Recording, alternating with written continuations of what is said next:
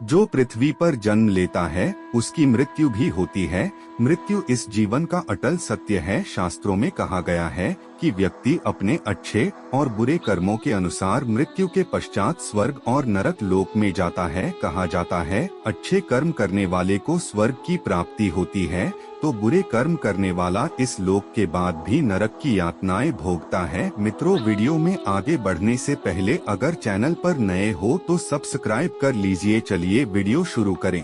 मनुष्य के अच्छे कर्म ही उसके लिए मोक्ष के द्वार खोलते हैं। मोक्ष प्राप्ति का अर्थ होता है जीवन मरण के चक्र से मुक्त हो जाना। मोक्ष का प्राप्ति के बाद मनुष्य को दोबारा इस मृत्यु लोक पर जन्म लेने की आवश्यकता नहीं रहती है। इसलिए हर मनुष्य मृत्यु के पश्चात मोक्ष की प्राप्ति करना चाहता है। शास्त्रों में कुछ ऐसे कार्य बताए गए हैं जिन्हें करने से मनुष्य के मृत्यु समय के कष्ट कट जाते हैं। उसे इस लोक के बाद स्वर्ग में स्थान मिलता है। मनुष्य जीवन मरण के बंधन से मुक्त होकर मोक्ष की प्राप्ति करता है। रामचरितमानस का पाठ बहुत ही पुण्यकारी है, इसलिए मनुष्य को रामचरितमानस का पाठ नियमित रूप से करना चाहिए। रामचरितमानस भगवान राम के विषय में लिखा गया है। इसके बारे में कहा गया है कि इसकी चौपाइयाँ केवल वाक्य या शब्दों की माला नहीं हैं, बल्कि ये मृत्यु के पश्चात भी मनुष्य को भवपार कराती हैं। रामचरितमानस के पाठ से मृत्यु समय का कष्ट कम होता है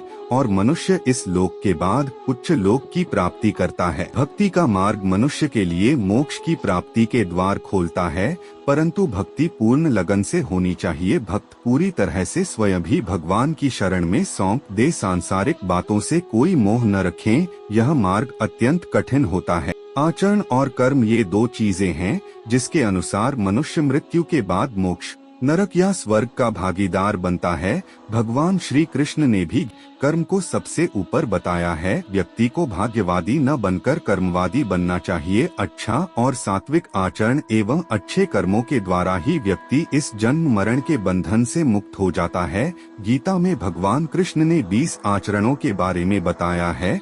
आप गीता का पाठ करके इस मार्ग पर चल सकते हैं। हिंदू सनातन धर्म में एकादशी के व्रत को सभी व्रतों में श्रेष्ठ बताया है।